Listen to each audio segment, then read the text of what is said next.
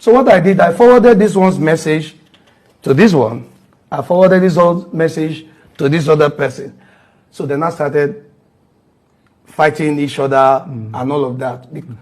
I didn't do that because I wanted to get at Basketmouth per se. This was in 2006. I did that because I was hungry. Right. I did that because I was hustling. Right. I did that because I needed food on the table at the time.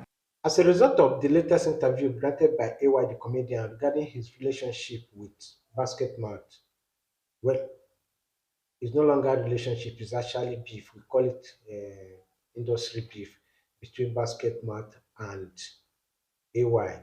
Well, the way it appears now, the saga has four or third person, that is Julius Ago, because Julius Ago has also come out to say one or two things. Remember the interview Julius Ago granted the radio station where he accused AY of this and that. We will be bringing you those videos. We will also be bringing you the reaction of Basketmouth where he accused AY of disloyalty and all those stuff. This whole thing coupled with other things. Did you know that I attended Basketmouth's wedding when all these things were going on at the time? And I was at the wedding. They looked at the list of guests. My wife's name was on the list. My name, not the list. I wasn't qualified to enter the wedding. So I was looking at my wife. My wife, they look at us, okay, let's be going home since you're not qualified to enter. Wow. So quite a lot happened. So when people, when you keep quiet and you don't say anything, so the only time I will now address it with that tweet, the only time I will address it, everybody came for me. Oh no, how can you say this? How can you say that? Nobody knows what I've been going through. Nobody. It's so bad that sometimes my name will be removed from an event. If AY is in, I'm not in. So every time I go, there's an opportunity to beg, I still go there to beg. You know, Basket will be at an event. Okay, maybe AY is on the bill. It will not introduce me if it's the MC.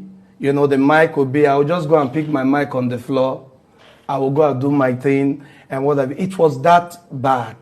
Wow. And this thing, I never gave up. Every opportunity, maybe the wife gives birth, I'll go with my own wife, we'll go there. Maybe something is going on. I kept doing everything and all that. So, long story short, why I talk about superiority complex. Long story short, one day, Basket was in a club with a glass of drink and all that. So I was sweet. This one, God has now blessed the two of us. Everybody is doing well and all that. So I walk up to my guy. I said, Bright Okbosha. Yeah. He's my senior colleague, but he's my junior in real life. So, Bright Okbosha, Alpha, my guy. Yeah, cheers and all that. So we got talking. So I said to my friend, I said, you see, God has blessed us. You have a house in Lekki now. I have a house in Lekki. You have a child now. I have a child. God has blessed us. Things has moved. This thing that happened in 2006, guy dropped him and all. And my dear colleague looked at me eyeball to eyeball and said, I'm a beast. I don't forgive. So I grabbed my bottle of drink and all that. I know how to dance, so I just used that shame dance come out from where beast today, you know. So I left. Allegedly, in May last year, there was an Ask Me Anything session that you did with your fans, and Ask Me Anything. And the newspaper says somebody asked you about your beef with Basketmouth, and that you talked about an uncontrollable superiority complex. Now, I didn't see that post with my eyes, and I know my people. So first, did you actually say that? And then second, why? In 2000, 2006. Yes, I remember in 2006. This beef, that's for you to know where it's coming from. 2006. He usually would get gigs like weddings because you know when you are the rave of the moment, you can get multiple gigs on a Saturday, maybe 2, 3 weddings. So what he would do at that point in time was to, you know, go and attend one, you know, then maybe at some point leave this venue, catch up with the other venue, and then you will need somebody To stand in. So that was the opportunity I got from him at the time, which I am very, very appreciative of till date. Right. Now, something funny happened. One of the gigs, per se, I got his endorsement to go standing. Usually, what we get at that time is 30K. Right. 30,000 naira. Right. And 30,000 naira at that time was everything to me. 30,000 naira would buy me my pack of Indomie, recharge card, fuel for my Abeta pass, my neighbor generator, and then opportunity to just pay 1 or 2 people to join me to do 1 or 2 skits that I can just quickly put out.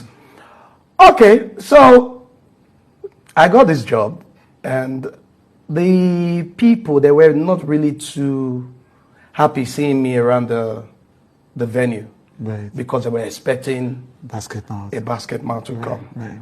Long story short, the guy was later happy after the performance. And I think there was an exchange of numbers and what have you and everything. So I left. So this gig also came through one of his guys, through one of Basket guys and all that. So 2 weeks running, I haven't seen 30K.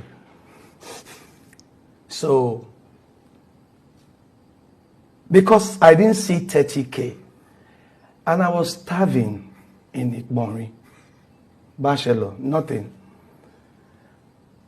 So I decided to ask for 30K. And he said, this person hasn't remitted, this person hasn't paid. You know, they are not happy because of this and all of that. And then me, I was like, how can this person? But this person now, Shebi, you tell me, say, you were impressed and you were happy. Give my Oga money now. Make my Oga be happy. Settle me. You. And all of that. Now, me, I don't care if you give Basket 100K for the job, but my 30K is my 30K. But it was very funny to now hear from them knowing that this full payment has been made long before the event. Or why did you think the guy was upset or what have you? I said, okay, is that the situation and all that? So I go here, I said, no. So Basket now sent me a message saying, what kind of stupid talk is this person saying? And all of that they have given me money. So I'm now in the middle. This one sent me a message. So what I did, I forwarded this one's message to this one. I forwarded this one's message to this other person. So then I started fighting each other and all of that. I didn't do that because I wanted to get at Basketmouth per se. This was in 2006. I did that because I was hungry. Right. I did that because I was hustling. Right. I did that because I needed food on the table at the time. So if I'd gotten any other opportunity that brought me 30K, I probably would forfeit this one that I think I worked for. So the master said, that's it. For this thing that I did, I'm not going to work with him anymore. I'm not going to do anything with him. I'm not going to do this. Nothing, our path will not cross and all of that. This is they are actually everywhere in the industry, be it in the media where I practice, be it in entertainment, be it in any profession. There will always be 1 or 2 betrayal, beef here and there. So it's not a big deal, it's not a new thing. But then this one has lingered too long, and it seems no one is interested in helping to solve the matters. I wonder why certain big men in the comedy entertainment industry have not waded into this issue. People like RMD, people like Yoga Patakpata of the comedy industry in Nigeria, talking about Alibaba. These boys are very close to them, so why haven't they intervened in this matter?